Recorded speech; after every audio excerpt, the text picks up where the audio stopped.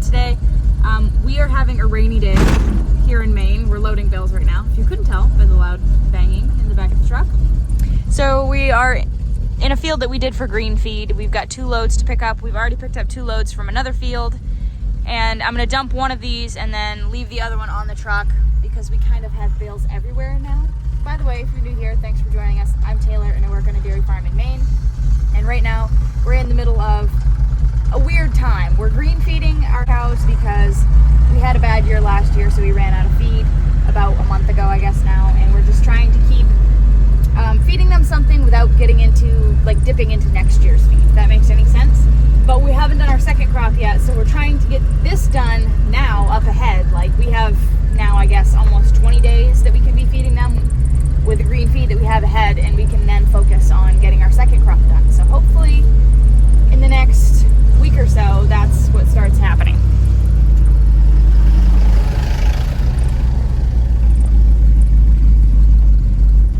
If you are new here, by the way, that's my boss.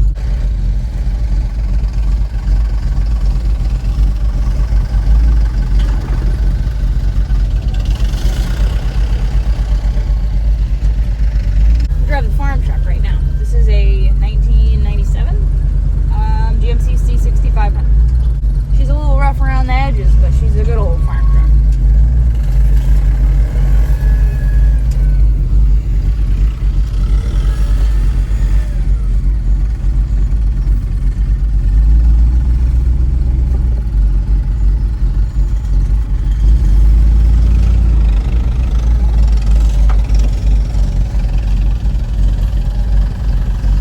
We actually had kind of a busy morning. It's later because the cattle dealer came and we had 3 calves to go with him, all Angus crosses. We had Angus Jersey, an Angus Normandy, and an Angus, I don't remember what the other one was now, I guess.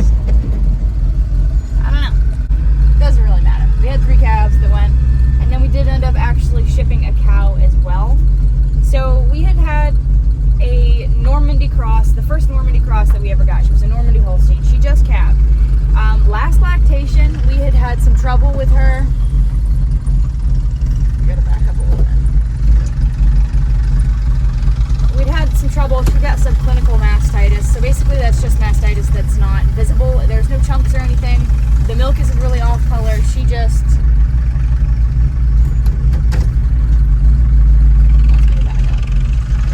She just has an infection in that quarter that's not visible to the naked eye. So it took us a long time to narrow it down to her being the problem, which is why we had a high somatic cell. Somatic cell, by the way, is like the amount of infectious bacteria in your milk, really. And the way you tell that is the cow has a high white blood cell count, and you tell that by using a liquid that you mix with their milk. If it stays liquidy like milk, it's fine, and if it's really runny like an egg yolk, then it's bad. So we finally narrowed it down to being her in that 1/4. Well, she's a 3-titter anyway. Sorry, pardon my language, but that's just what we call it. You want me to head back? Okay. So we're heading back with the first load. But anyway, long story short, it took us a long time to get her to come out of that. We treated her several times. We finally got her straightened out, and then she dried off for her next calving, and she came right back in with the same mastitis of the same quarter that she had before. So we decided that since she only has the 3 quarters anyway, we don't want to milk a cow with only 2 good quarters. So we just decided to sell her. She was 12 years old anyway. Even though we liked her a lot, we called her Norma. It just didn't make sense anymore to keep her around, so we shipped her this morning. That was kind of sad. You got to make some tough decisions when you're farming, so that's why this morning took so long, because she was not happy about going onto the trailer. She really put up a fight. That made me feel even worse, but we finally got her loaded, and then we talked to the cattle dealer for a while. So by the time it was all said and done, he comes at 10, loaded up and talked for a while. It was like 11:30, so now we're hauling hay. Try not to drop any, because this is an interesting spot. You're also having a very rainy day. And I mean, like, classically rainy day. It's not pouring, it's just been a steady rain all day. It's been a long time since we've had a day like that. It's kind of nice, kind of cozy. I cannot see. I think there's a car coming. There is.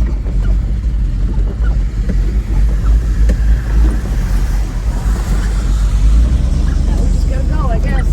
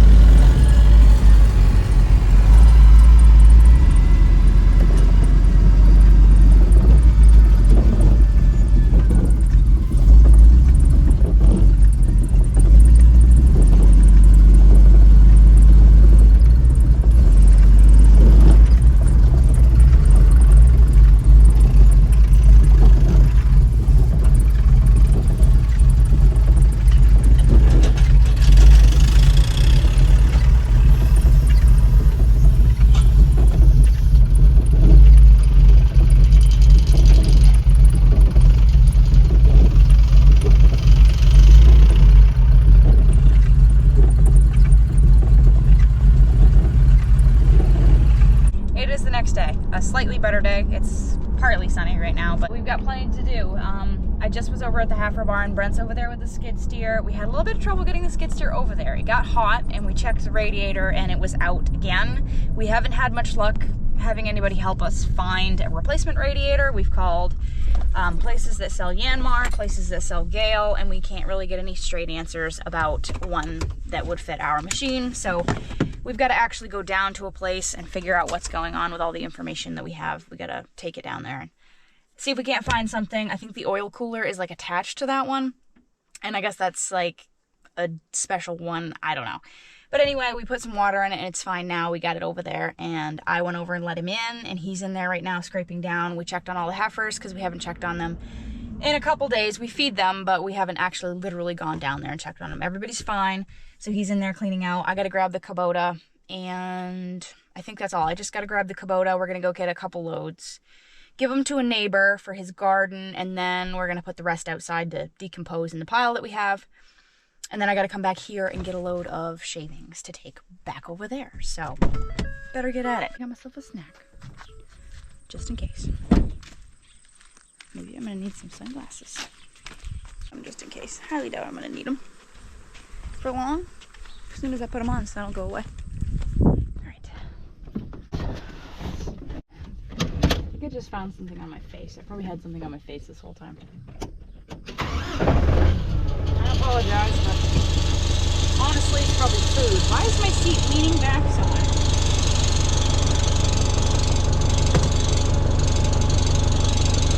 Maybe that was normal. I don't know, it feels great.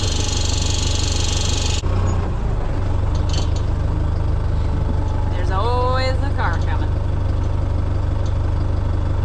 Give me a chance to open my orange. Does anybody else want open oranges like that? Tastes like you're eating a cleaner.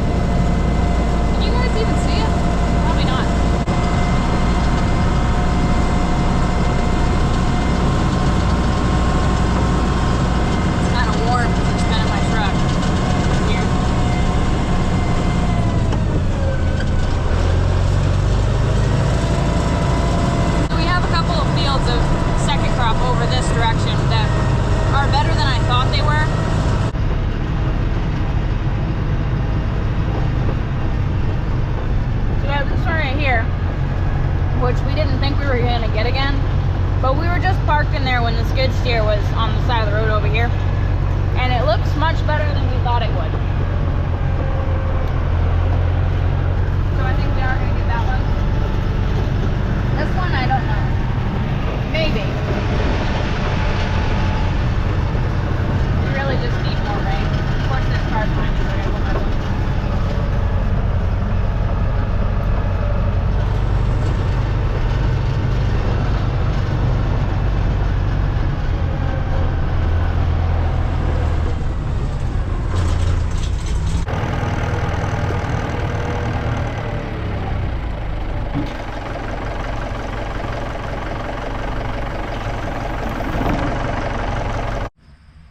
Just to the right of the gate, you'll see a pile that I made. He wants two? Two. And then take the third one over in the manure pit. Oh, okay. And then bring back your sawdust. So we'll get rid of 3 loads. Okay. Look at this grass right here. Nice. I got this side. Is it as bad as we thought it'd be? Well, no. No? Not too bad. I mean, it's going to take a while. There's a lot. Yeah, but it won't take long. I can put some right outside. She's got to go over. Yeah.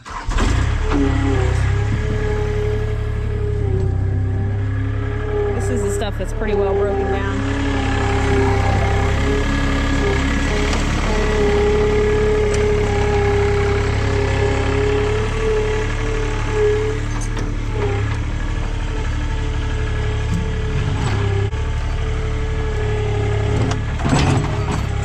Might be the last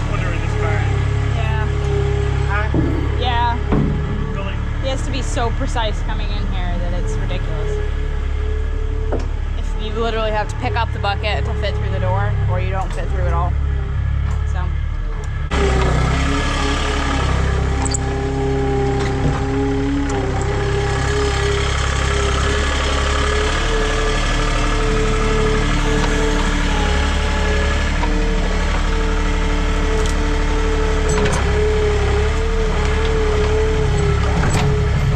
So there's one that needs to go over in the next month or so, and then there's two that are going to be right behind her. They're probably going to go over early winter to the other barn where they can get bred by the bull, and then the others will be here for a long time. We do need to bring 3 from the other barn over here.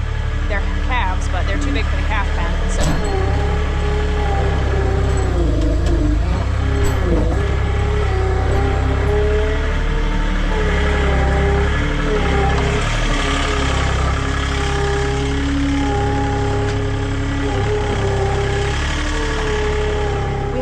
This out since May, like second week of May, I think, or around there. We did it before we started our first crop because we knew that we'd get busy. Now we're going to be doing it before we start our second crop because we know we'll be busy then too. There. Hello.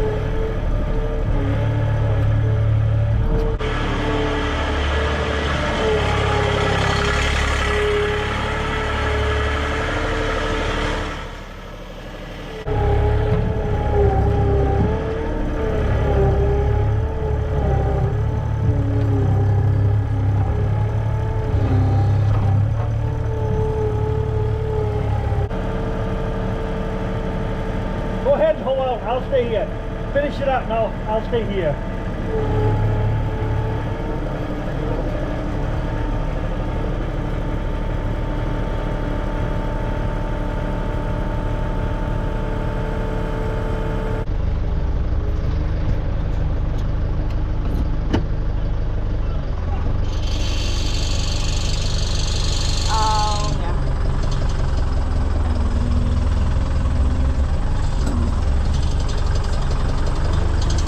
I'm taking this load back to the farm and I'm going to dump it in the manure pit. Then I got to get some sawdust.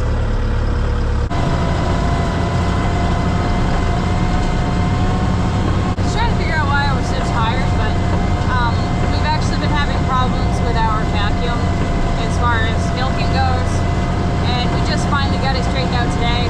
I mean, like, literally if one machine started sucking, we milk with 6 machines, so Brent has 3 on his side and I have 3 on my side.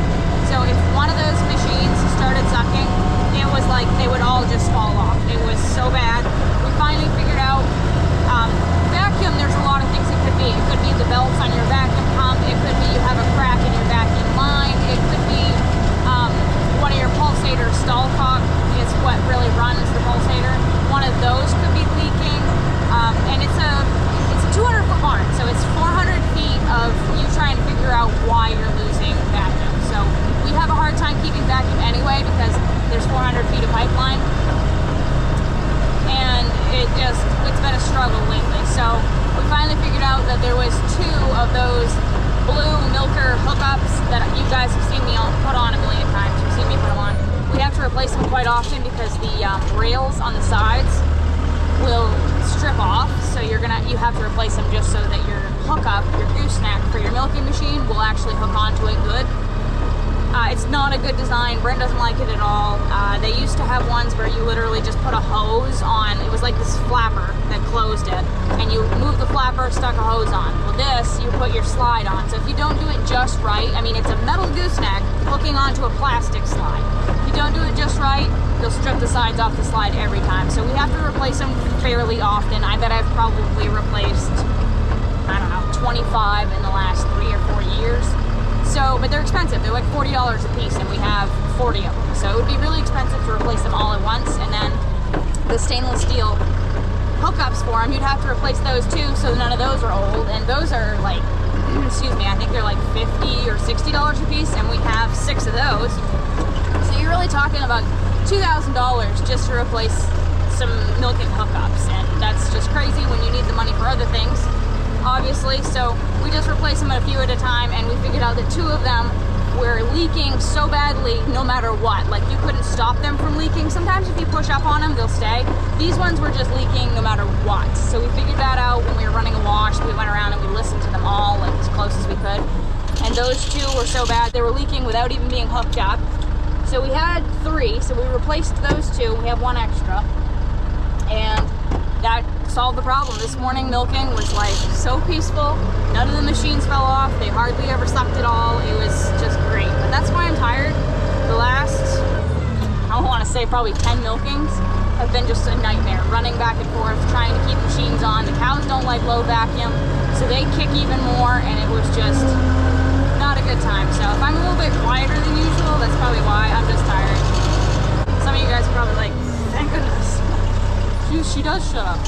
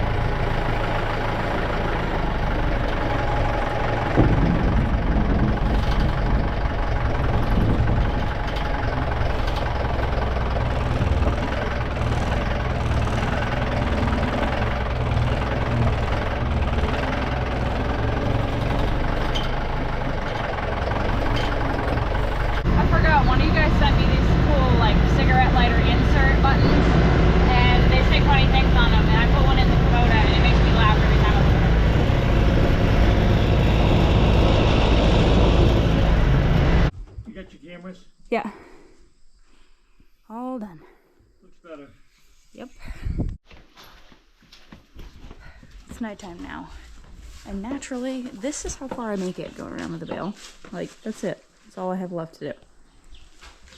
And it ran out of gas.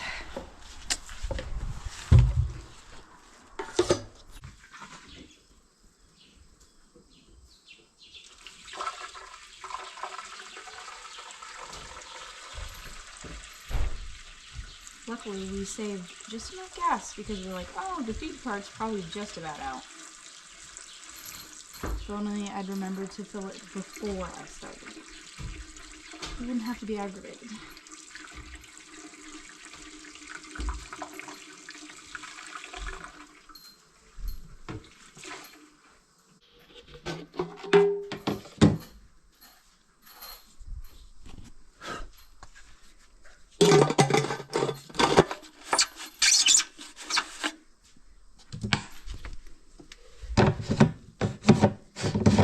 Anyway, I hope you guys enjoyed this video. If you did, don't forget to like and comment down below. Keep it real. Keep farming. Bye, guys.